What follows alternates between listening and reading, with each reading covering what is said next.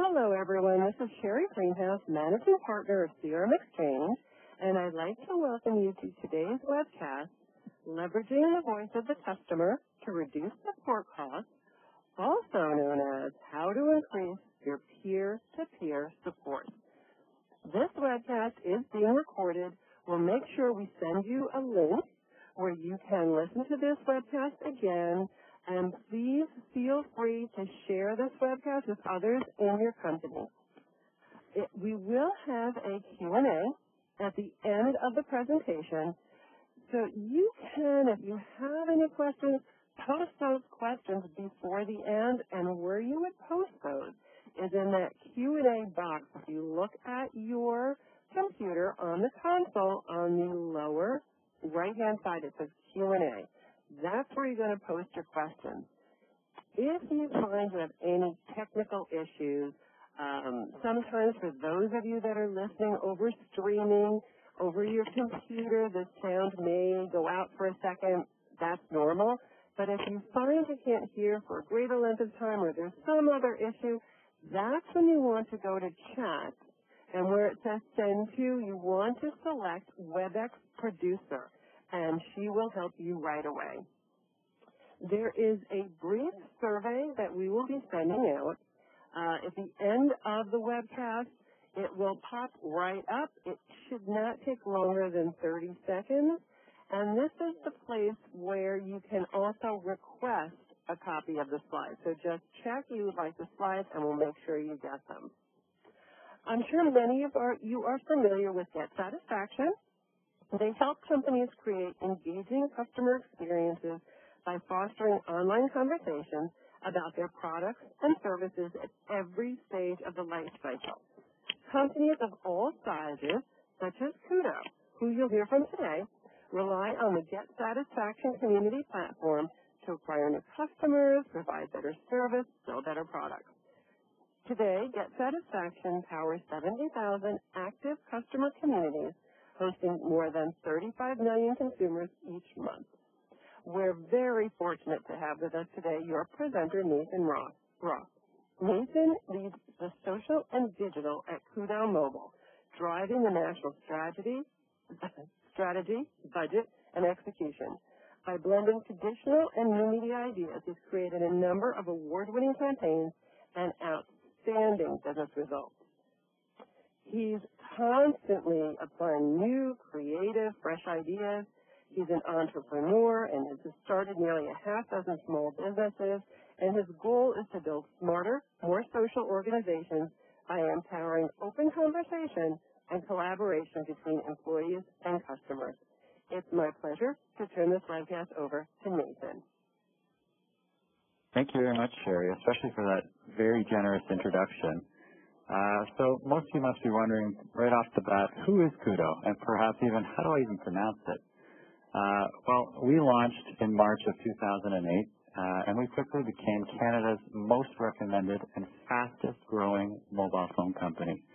And along the way, we won a few awards, including a handful of J.D. Powers for wireless customer satisfaction. We've been top rated a few times by Consumer Reports, and we were the youngest Canadian brand to win Brand of the Year. So what has made Canada, or Canadians of Canada, fall in love with Koodo?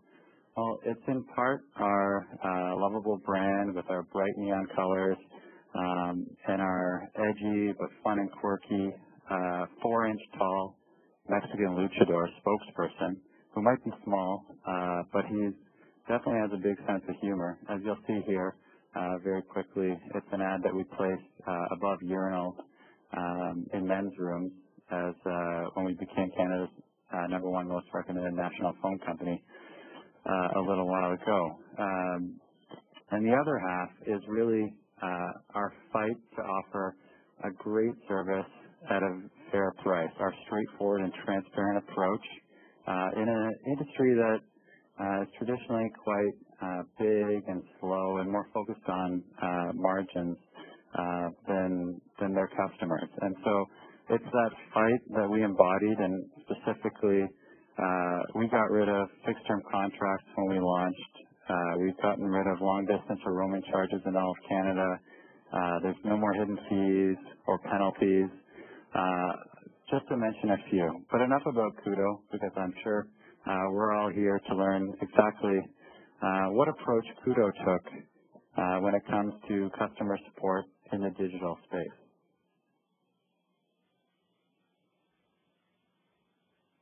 So, first thing, what were we aiming for? Well, we were looking to answer all non-account related inquiries. So by that, I mean inquiries that didn't involve personal information that had to be held on a one-to-one basis. And we wanted to answer those through a combination of self-help and peer-to-peer support, or peer answers. In other words, we want customers to answer their own questions or get an answer from a fellow customer. And our customers benefited from that by getting fast and accurate answers, which is pretty much all anybody is looking for when they have an issue. They hop on Google, they hop on a forum, and they're just looking for an answer so they can go on about their day. But to boot, we were able to offer that not from a rep who has a vested interest, but from an unbiased and trusted peer. And finally, how did Koodo benefit from all that? Well, of course, this helps our bottom line because we're not holding inquiries ourselves, but instead are deflecting that to our customers and thus deflecting expensive calls to our call center. And this, in the end, of course, positively impacts our operational expenditures. So, where did we start? How did we get here? Well, in early 2010, we started experimenting in social media like most companies did with the big guys. So Facebook and, others would have started with Twitter. And mainly because of cost and how quickly it is to set up, and everybody is already aware of it. And we found that it did a fantastic job of marketing. It was one of the first times where we were having an open dialogue with our customers about our products and our services. And that really built honesty and trust in our company. But what we quickly realized is that it wasn't a scalable model for customer service. So we began looking for a better solution, one that didn't have such a high reliance on our own customer support reps and was an overall better experience for our customers. And so when we began that path, we looked at a bunch of communities out there that provide these third-party forums, and we really fell in love with Get Satisfaction and everything that they have to offer. First and probably most important, it's extremely user-friendly. I like to make sure that when we're building digital properties that it's so simple that anybody from any background and any demographic can easily understand. And Get Satisfaction really nails that, not only from their layout, but down to the functionality and even the terminology they use.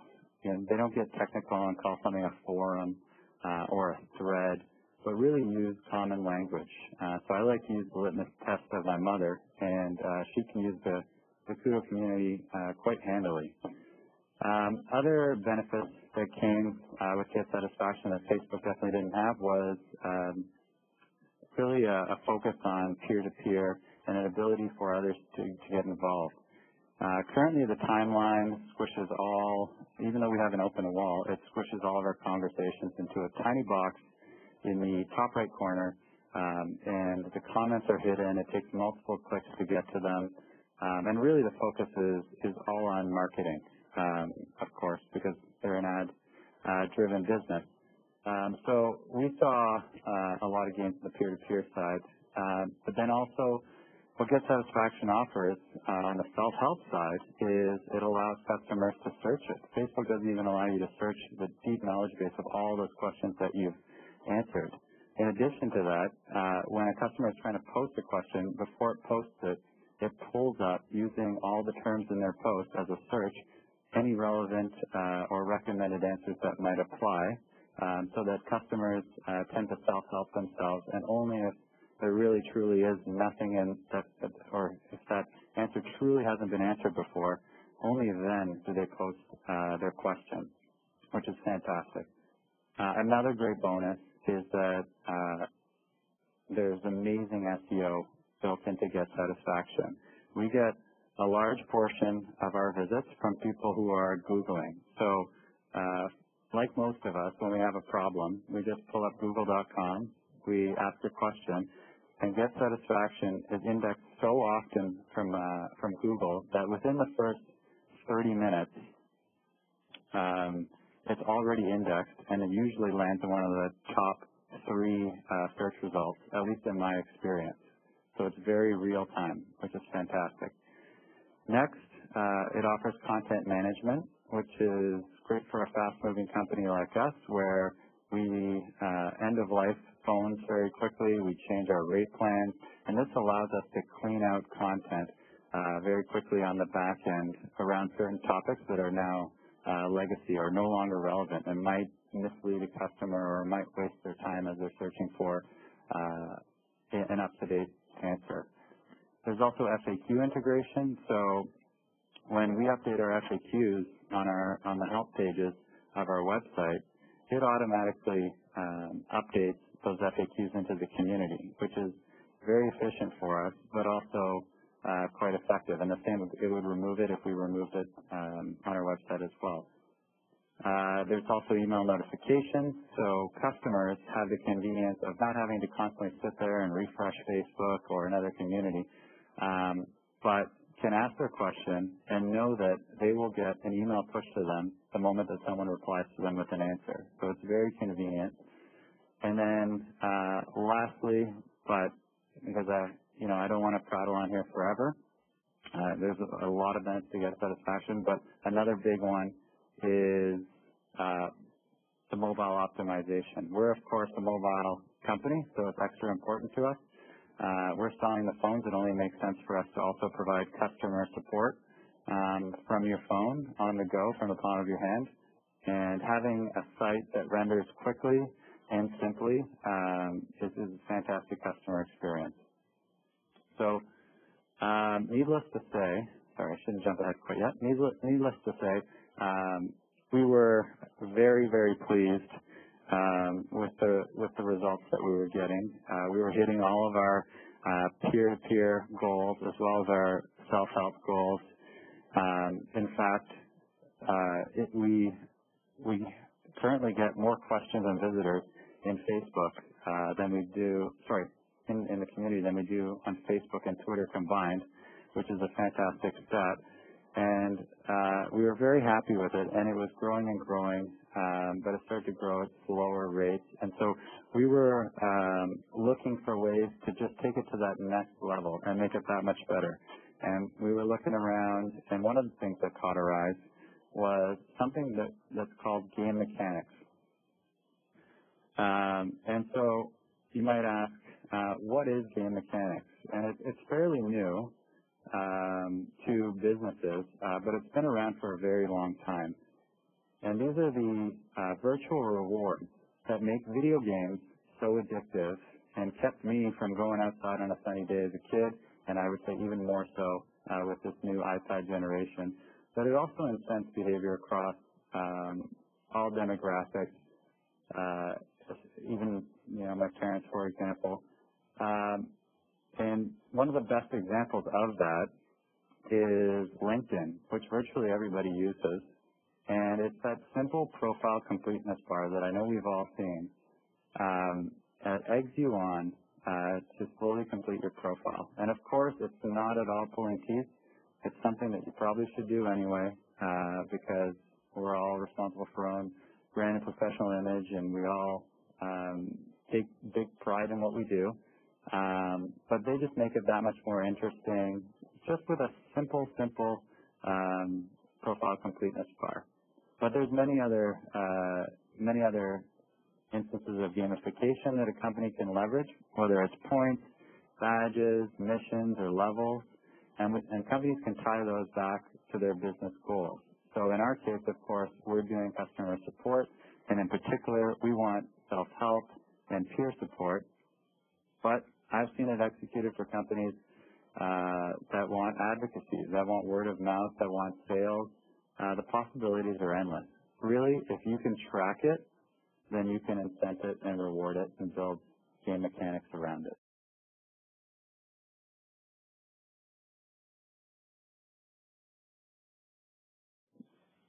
Amongst friends and motivators across a greater group, in our case a community or mobile enthusiasts, but it could be society or your own industry.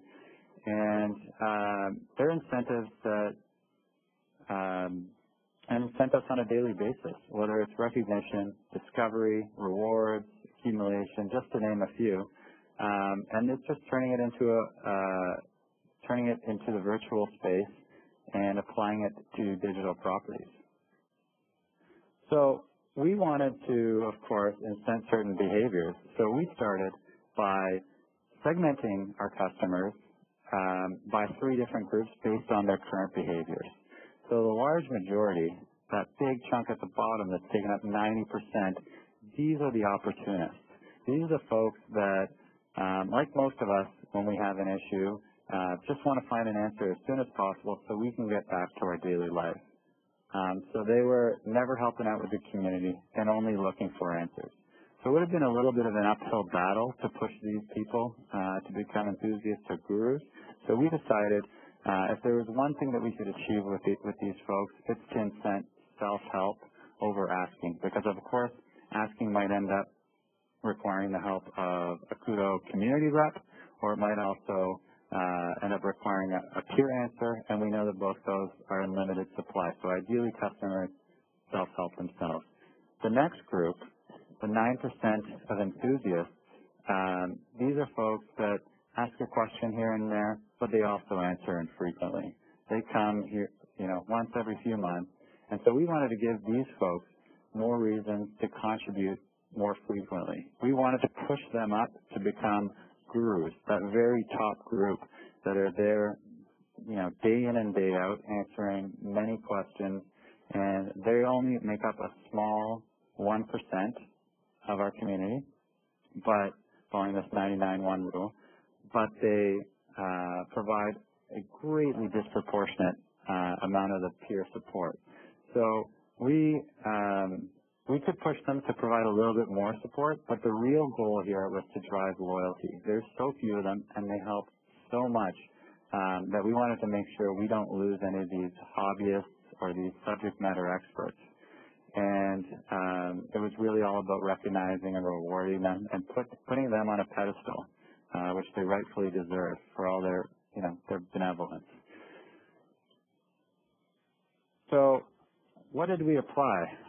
Well, before I get into points, we started looking at brands in this space, and this was late 2012, and we decided on Badgeville for a number of reasons. One is that they are a very robust solution. They're a pioneer in this space. They allowed our world-class agency, Taxi, to really customize things, make it creative, make it fun from the copy to the design. And also, definitely not last but not least, is their immense amount of widgets that they have pre-built for you that you can just plug into your website. And so they had so many, we had to really be careful with which ones we chose so we didn't clutter the whole page. But that option allowed us to have a lot of creativity, and here are some of the widgets that we were able to implement. So the first game mechanic is points. Points similar to points that you're earning in Pac-Man. You're earning points here for each important action customers take. So whether it's a visit, whether it's signing up, whether it's answering, whether it's sharing an idea, there's quite the list of actions that can get you points. And of course, those that have a more positive impact on the community, like answering a question, are weighted more heavily with a greater amount of points. And so here, what we see is a leaderboard that you can find on the homepage of our community, which is community.koodomobile.com. And it shows the rank based on points of the thousands of community members that we have. And it does a few things really well. For one, it engages our mid-level users as well as our gurus because it enters them into a little bit of a friendly competition about who's the most helpful or benevolent. And at the same time, it also eggs new customers on to kind of join in and enter the race. The next game mechanic is badges. So these are rewards that are progressive. They're used to give a sense of accomplishment across a series of specific behaviors. So, for example, if we're trying to get self-help, we want to make sure customers continue to return a visit rather than using another method, such as calling in or emailing, that are more one-to-one and thus, of course, more expensive. And so one of those might be, if you look at that second badge, it's a little badge of a plane, and it's called the frequent flyer badge. And it rewards customers on an exponential curve for a set number of visits. So perhaps the first visit would get the first badge with 1 star, then the 10th visit would get the second star, and so forth. So the reason why we do exponential is that it gives new customers or people that are new to the community, new members, the opportunity to quickly get on fire, get on a roll, and feel like they're progressing. At the same time, it makes it, by making it progressively more difficult, it encourages the super users by making them by giving them a greater and greater challenge with each level of badge, which is important. We don't want them to blow through the game in a month by making it easy for everybody. And then the other type of badge that you can give out is a one-time badge for an important behavior. So, for example, the first one is the welcome badge. It says hello. It's kind of cheeky and fun. They get the ball rolling just for joining the community and starting out. Then we've got much more difficult ones to achieve, like beast mode, which is 25 answers in a short period of time. That's that fourth badge. To the right of that, we have MVP, which is the most points in a given month. To the right of that, there's the Einstein, which is an idea that's submitted that at least 3 other customers voted for. And then CEO is an idea that's submitted but ends up actually getting implemented by Koodo. That's a difficult one to get and quite prestigious. And then the most prestigious of all is the Genghis Khan, which is the conqueror of all badges. So if you've essentially finished the game, if you will, and nobody's got that yet. But these are just a few fun examples, and there's quite a few. Some of them are explicit. Customers are actively trying to get them, and others are hidden. They're Easter eggs that customers stumble across when they're just being themselves and being helpful. And it's a nice little surprise for them. So the third game mechanic is levels. So customers level up by accumulating a set amount of points and passing that threshold. These, of course, are also exponential. And so we've got 3 levels, starting from noob, going all the way up to prodigy. So the noob kind of prods you because nobody wants to be a rookie or a newbie. It prods you to get going, and it's fairly easy to get to whiz. But thereon it gets harder and harder. And what it really does is it establishes a sense of pride because these levels surround a user's profile picture in our community. So anytime they have any user input, whether it's a comment, a question, or an answer, an idea, this sits beside it. And it's kind of that visual proof that I know what I'm talking about, and I've helped out a lot in this community. So that not only is a sense of pride for the users, especially those top users, but it also establishes confidence among their peers in the answers that these people are giving. If I get onto a community and I ask a question and John Smith with no status answers me, I might second guess it and still pick up the phone and call the call center. But if a prodigy, someone at the highest level in this community, comes in with an answer, I have that trust in their answer that is enough for me to take it and apply it without having to second guess myself and spend even more time potentially on hold with an agent re-explaining myself. So there's a few more game mechanics, but the last one I really want to talk about is the fact that as you're earning these badges or completing these missions, there's a little pop-up that shows up, and it's not the image here, but there's a pop-up that shows up from the bottom of the screen that lets you know that you've just earned badge X or a certain amount of points. But what this that you can see here on the right-hand side of this slide, what this does, and it's actually that same widget as the leaderboard, it's just another tab on it, and this is the one that's defaulted to open. It shows all the most recent badges and points and level ups that customers have gotten, and it's constantly scrolling. And what it does is it introduces the game to new people and shows them that there's all these people participating and they're missing out. And as well, for newcomers, the opportunists that are just coming to get a quick answer, this helps them show that it's not a ghost town, that it's very active, and if they were to spend time and post a question here, that they're almost guaranteed to get an answer. And so again, it is helping establish that trust as well as participation. So probably what you're all waiting for. This is all fun. It sounds interesting. It's a neat game. But what are the results? What's the impact to the bottom line? Without getting too specific and revealing, truly our profits and our costs, gamification mixed with get satisfaction, or Badgeville plus get satisfaction, has had tremendous results for Koodo Mobile. For example, our traffic since launching it is up 31%. The active users that we have in our community are up 72%.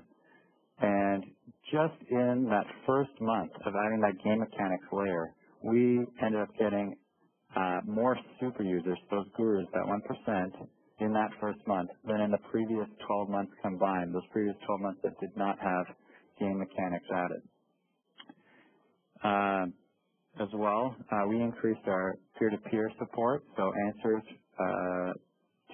from fellow customers to fellow customers, up by 557% year over year.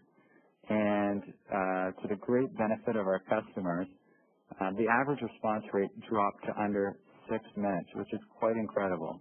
Probably shorter than if you had to pick up the phone, go through an IVR, and wait on hold a couple minutes.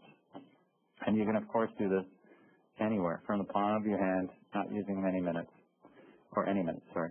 And then, just as a quirky little side note, our top user, John Burke, the last time I checked, in just a few months, had accumulated over 7,000 points by doing various actions, and partly by sharing 431 answers in just those few months. So it really does wonders for those gurus, and really pushes them to stay loyal, return every day, and spend a lot of time, because this is a community where they're getting recognized and rewarded, unlike most communities out there. And it's for their hobbies, for their subject matter of interest. And before I just end the call, I just quick philosophical note of where Koodo Mobile is heading with this. For one, we are introducing tangible rewards as of March 1st as a trial that are associated with these points. But we are also looking in the long term at a 30,000-foot view to become the Wikipedia of our industry, so that Canadians, when they have a question about their mobile phone, this is the go-to source. This is the place that they go for answers, and perhaps that can get us new customers, but it will definitely serve our current customers better. And that's it. So, thank you for listening to me prattle on, and I'd love to hear any questions. Thank you, Nathan. That was great. We do have a couple of questions that came in. Nathan, do you work with Net Promoter Score at all? We do the Net Promoter Score. But we put more emphasis on L2R, which is likelihood to recommend, because we find it has a closer correlation than NPS as well as CSAT, according to, I guess, the latest Forrester research, when it comes to loyalty. It's the best predictor of whether your customers are going to be loyal to you, is whether they speak the gospel of your brand and advocate it. Okay. Would you say that this tool is something between a forum and a social network?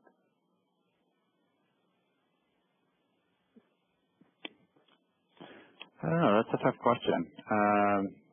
Ideally, in my opinion, customers probably don't take the time to see it as either, and that's probably what's most important. They see it as a very quick way to get an answer.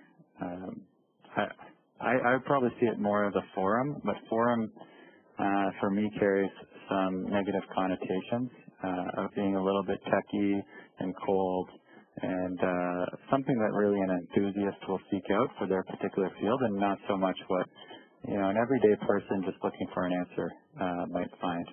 So it's almost more of a Yahoo Answers for a specific brand. A little bit about your community. Are they customers? Is it open to everyone? Who participates? It's open to everybody, because if we can help another Canadian with a different brand, we're happy to do so. It's very positive and open community, but the vast majority of folks that come at the moment are either Koodo customers or those that have searched a particular query and get satisfaction, in Google and had our community come up first. Okay, so it is open to Google, so people can search and your community will come up. Yeah, it does very, very well. When we put something generic in that doesn't even have the word Koodo in the query, we'll often beat out AT&T's forums and much, much, much larger telecoms. We definitely generally beat out the other forums of those in Canada. Do you find you have some spam issues if people don't have to register, and how do you deal with that? Well, customers do need to register if they want to contribute, whether they want to answer a question or post a question. But the majority don't need to register because they self-help themselves, and they use the search box to find an answer. And so if you're not leaving a trace or if you're not contributing in the community, we don't require, or Get Satisfaction doesn't require you to register, which is great in my opinion because it reduces the amount of effort on the customer's part. Was there a lot of customization that went into your page? Was that easy to do? It's extremely simple with Get Satisfaction to get things to be in your brand colors, to add a nice header, especially with the enterprise package. And we currently use the same header that we do on the rest of our web properties, so it doesn't even feel like you've left KoodoMobile.com to the customer, to them, and especially with the domain aliasing, because it's community.koodomobile.com rather than the Get Satisfaction URL. It makes it feel like you're still in the same property. You've just entered the community, which is within KoodoMobile.com. So to get to that stage requires very little effort. It's quite easy and very, very quick to get there and cost effective. Where it becomes more costly and takes more time is when you start doing customizations similar to adding game mechanics, because the two Get Satisfaction has to talk with Badgeville. The action has to be recorded and rewarded by a third party, in this case, Badgeville. There's a lot of information that's given out, a lot of answers. How do you control that the information's correct that somebody may be giving, or don't you? Yeah, that's a great point. And that's something that definitely takes resourcing on the side of the business. So in our case, we have dedicated reps to social media, and we also have a quality coach for them and a community manager. And although there's questions that get answered from a peer, in the end we still take responsibility for it in the sense that we are actively moderating every single thread and every single comment on the page, which does take some resourcing, but takes significantly less to read and scan and approve and mark things as answered than it does to have to go in and respond to a question. What sort of analytics are you getting? Do you track registered and non-registered users? What are you looking at? Well, we track a bunch of things, but most significantly, we're looking at three things. We're looking at the amount of visits because it's a representation of self-help. We're looking at the ratio of people who visit to the ratio of people who post. And from that, we can determine what percentage are self-helping themselves versus what percentage are posting and require a response from a rep or a fellow community member. And then we're measuring what we call our peer-to-peer rate, but basically that's social support rate, the percentage of questions that are asked and get answered by a customer. Now, would you say that this model would also work for very technical people? Is there any reason it wouldn't work for techies? I think that the community works extremely well for techies, just as well as a regular forum. But I think it's pretty much even with a regular forum for the techies, but for everybody else, such as my mother, which is my litmus test all the time, it really goes above and beyond in its simplicity, and it's that user experience and that simplicity of design that resonates with Koodo's brand values, but also creates a good customer experience and makes it inviting for those who might have English as a second language, or those who don't spend as much time as I do on the internet. So, yeah, I think for the techies, though, it's roughly even. But with the introduction of Badgeville, I think that has added really that extra layer that makes this community much more enticing than some of the other communities we have here in Canada, because they are truly recognized, because for their various expertise, whether it's innovative ideas that they're sharing or they know a lot about a particular phone. The game allows them to have that status. In the end, it's Maslow's hierarchy for them, and they can, without getting too scientific, or philosophical, it's self-actualization for certain people that pride themselves when it comes to knowledge in this particular category. For those that may already have existing forum threads, do you have any feel for how easy it would be to migrate all that information over? I've never done that process, so I would probably defer that question to get satisfaction, but I have asked the question, and I know that service is available. There are a host of questions that are very get satisfaction specific that I think it's best that if we're not asking them, for those that are in the audience, it's because we're going to forward them over to the Get Satisfaction staff, and they will get those answers to you. So that's why we're skipping over some of your questions you may not hear. Nathan, I'm going to ask you to get into the heads of some of your the people that will go on to your communities. And there's a couple of questions on how community members feel about being helpful and maybe help sell products and not being compensated for it. So I think from the experience I've seen for some of these communities, people are more than happy to help other people. What have you found? Yeah, it's actually pleasantly surprising how helpful people are and how many of them there are. And even in cases where someone might not say thank you or might be a little bit rude in asking their question, our community members are very level-headed and very respectful and very knowledgeable.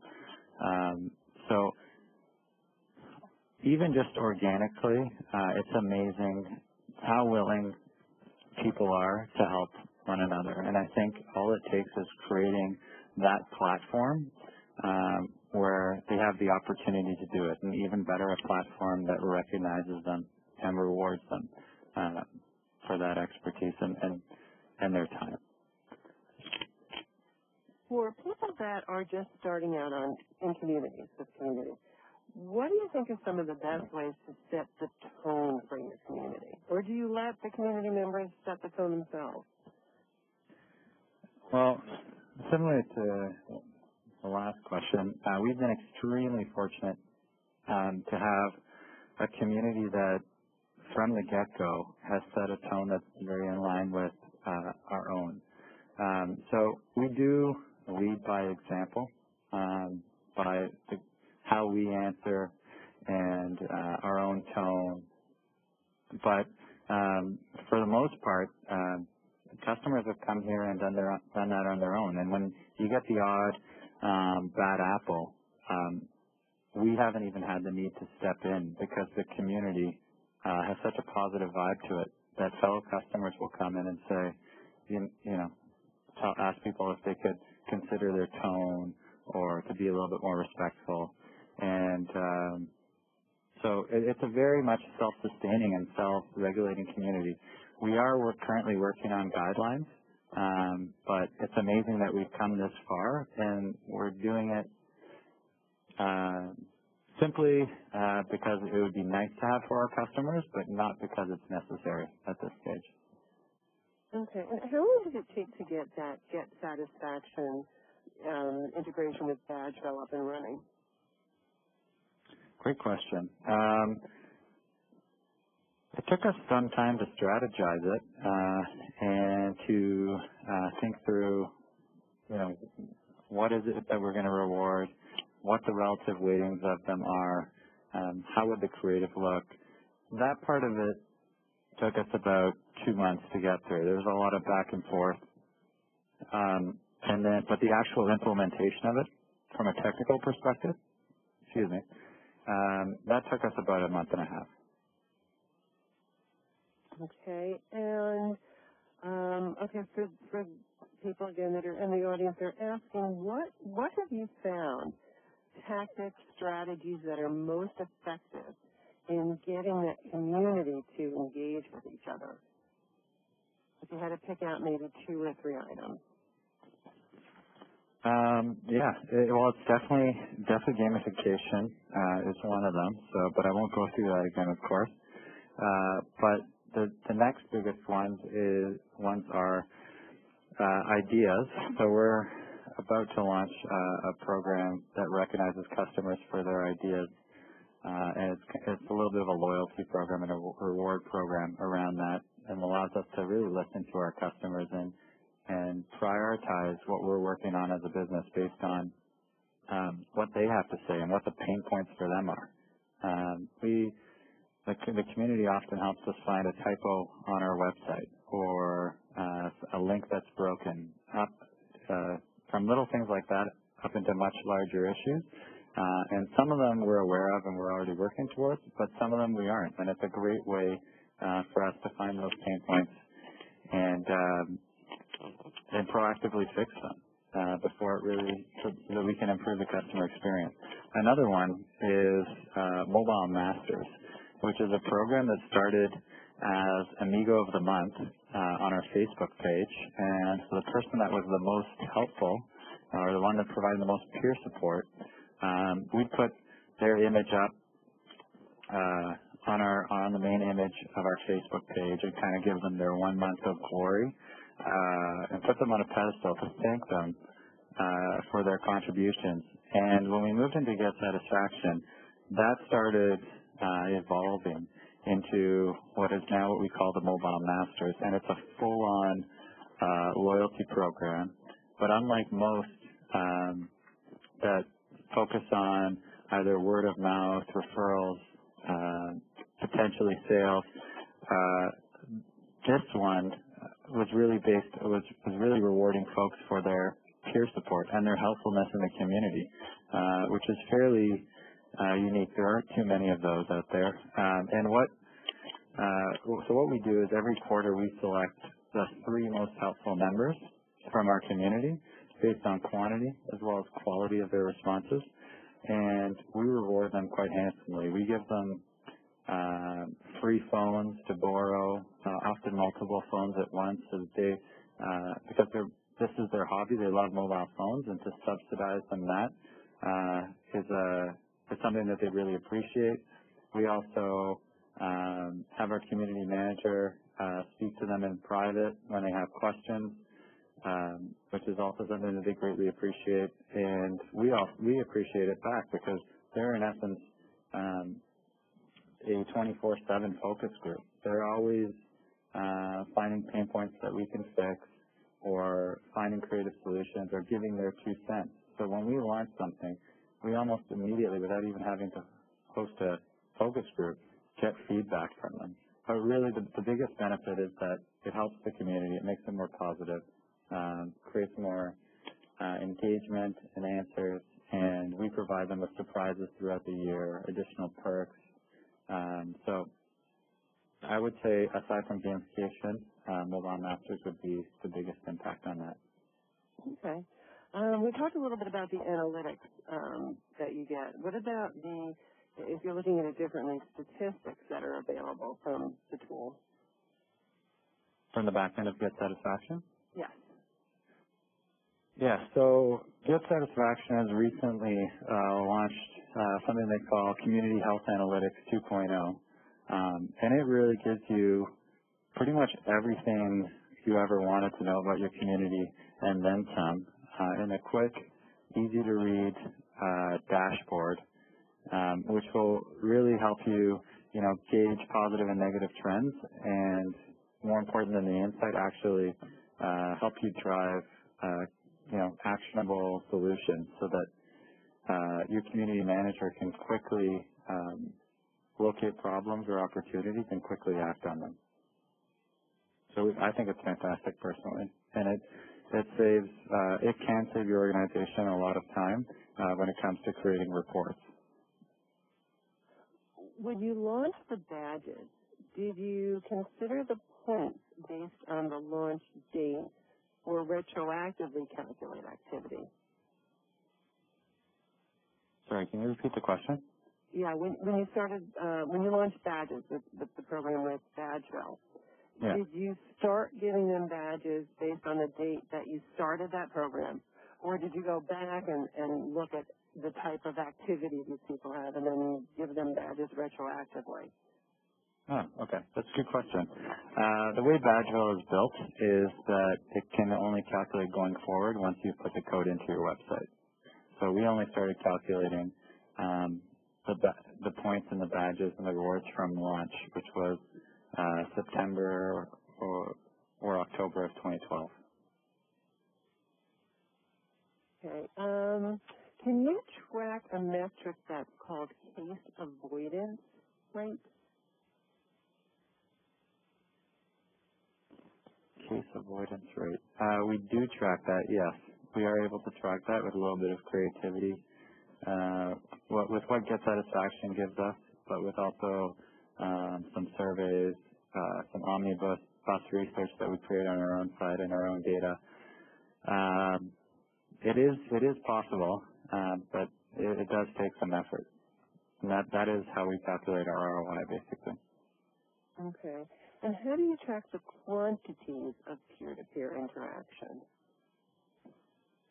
Guest satisfaction, that's part of the community health analytics, and they'll serve that up to you for the last 30 days or any time period since launch. Okay. Okay, and that seems to be the questions that we have. If we didn't get you to your question, it's a very specific question. We'll forward that on to Get Satisfaction. Any pricing questions that came in, we're forwarding that on to Get Satisfaction as well. And Nathan, just to take a minute maybe, there was lots of interaction, lots of questions, great questions. Let's summarize in 60 seconds what you want everybody to remember that's most important from what you said today. Oh, no, you put me on the spot. In 60 seconds, I think that what the biggest opportunity on the support side today for organizations is to provide a platform that is user-friendly for their customers to be able to self-help themselves as well as be able to help one another. And it's amazing what power our customers have, and especially in masses, and for how long that we've not been taking advantage of that possibility. And beyond just setting up a community, to really think creatively and to go above and beyond on what can be done to really reward them and thank them for their efforts.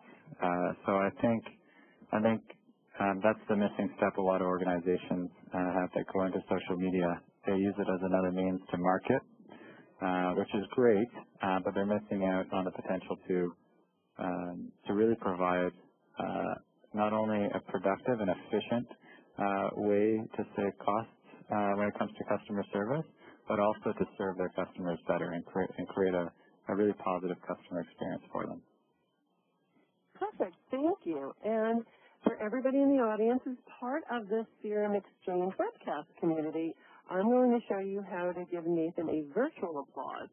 So over on your console, after you'll see the names of the presenters, there's you'll see a circle with a check mark, and there's a drop-down box, and there's applause. So let's give Nathan a big applause because he did a terrific job today. It was wonderful information. As a reminder, there is a survey that will pop up right as soon as we close this webcast. If you'd like a copy of the slides, you can place a check, and we'll make sure you get those slides. This webcast is recorded, usually available in about 24 hours. After the end of this webcast, about 24 hours from now. And, of course, any of the recording, please pass it on to others you think would enjoy this presentation as well. And any questions we didn't get to, we will forward those to Get Satisfaction. That will get back to you. So we'd like to thank Nathan. Great. It was wonderful. And Get Satisfaction for bringing us Nathan. They did a terrific webcast. And, of course, thank you to everyone that spent their hour with us today. And at this point, we will be closing down this webcast. Have a great rest of your afternoon. Thank you. Thank you, everyone.